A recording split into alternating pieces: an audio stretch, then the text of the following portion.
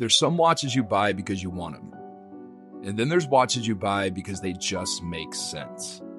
And every once in a while, something shows up that doesn't really fit into either category. It's not trying to impress you. It's not trying to sell you on craftsmanship or heritage or luxury. It's just there, quietly doing a job better than it probably should for the price. That's exactly what this feels like. Because when you first look at the Casio AE1000W, it almost looks like too much. Too many displays, too much information, a layout that feels like it belongs on something more expensive. A world map, a circular subdial, multiple layers, all competing for your attention. And then you see the price. And that's where the question starts. Is this actually a smart, functional design, or is this just a budget watch trying to do too much?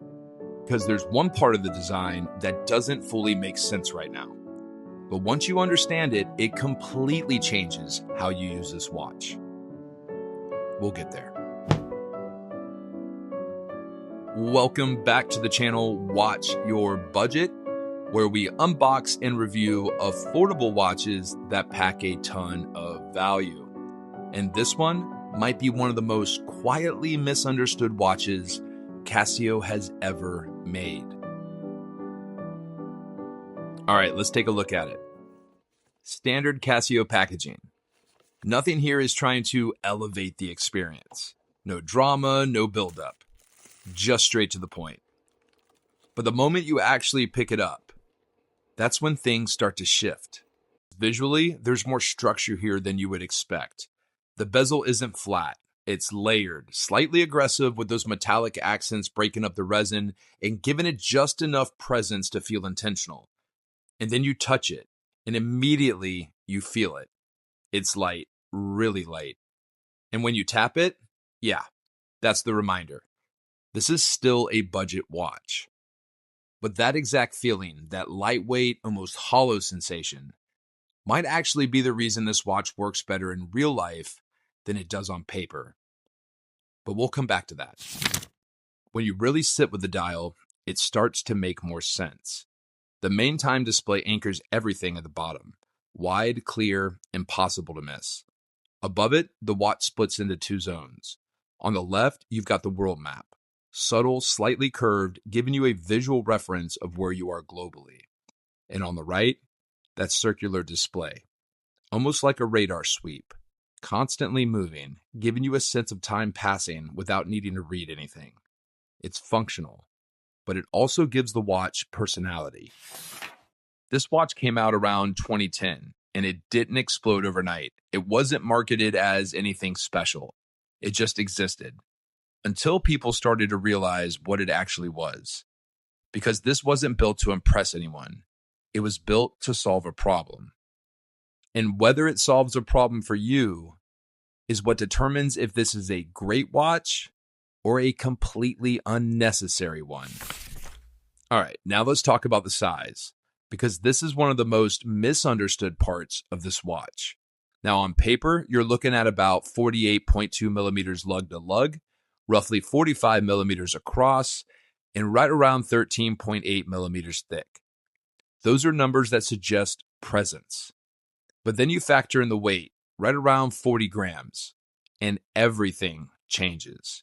Because it doesn't wear like a 45 millimeter watch. It disappears. And that's not accidental. That's design. Now this is where things get really important. Full resin case, resin strap, acrylic crystal. Now at first glance, that might sound like a compromise. But it's actually intention. Resin keeps the watch lightweight, flexible, and shock absorbing. Acrylic scratches easier, but it's far less likely to shatter. This isn't built to feel premium. This is built to survive real use. And once you understand how it's built, that's when the identity locks in. This is a watch for movement, for travel, long days, unpredictable schedules. The kind of situations where you don't want to think about your watch. You just need it to work. It makes a lot of sense as a cheap alternative to a GMT. If you're tracking time across different places, family, work, travel, it gives you that without the cost. It naturally fits into that digital field watch role, something you can hike with, wear outdoors, take to the gym, or just beat up day to day without caring. Even something simple like a road trip, being able to check the time in another location instantly, that's where this becomes practical. But at the same time, this is not for everything. If you want something that feels solid, weighty, refined, this isn't it. If you care about premium materials or clean, minimal design, you're going to notice what's missing immediately. Not ideal for formal wear, and it's not great for elevated casual style either. And if you rely heavily on a backlight, there are going to be better options. So where does it excel? Function over feel, convenience over presentation, reliability over refinement. And if that's what you value, this makes a lot more sense than it did at first glance. Now inside, you've got the Casio Module 3198. World time across 31 time zones, 5 alarms, stopwatch, a countdown timer, and a 10-year battery. And that battery changes everything because you don't manage this watch. You just use it. You're not adjusting your watch, you're referencing it. And once you use it like that, that's when it either becomes something you rely on daily or something you realize you didn't need. Now, there's another watch that approaches this idea a little bit differently. And if you're deciding between the two, that is a conversation worth having. But we'll get into that in a future video. Legibility is strong where it matters. Backlight, it works, but you definitely feel the price point. Stepping back, honestly, this is a watch that makes very clear trade-offs. You get functionality, comfort, reliability, and a genuinely useful feature set. But you give up refinement, materials, and that premium feel. And that's the deal. This isn't a watch you buy because you want to feel something.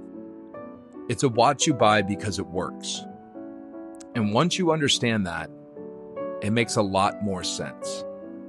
And if you enjoyed this content, hit the like button. It really helps a small channel's growth. And leave me a comment and let me know what you think. And let me know what watches you want to see next. And if you are into affordable watches that pack a ton of value, consider subscribing and turning on notifications, because I release a brand new video every single week. And until the next time, I look forward to seeing you around the corner.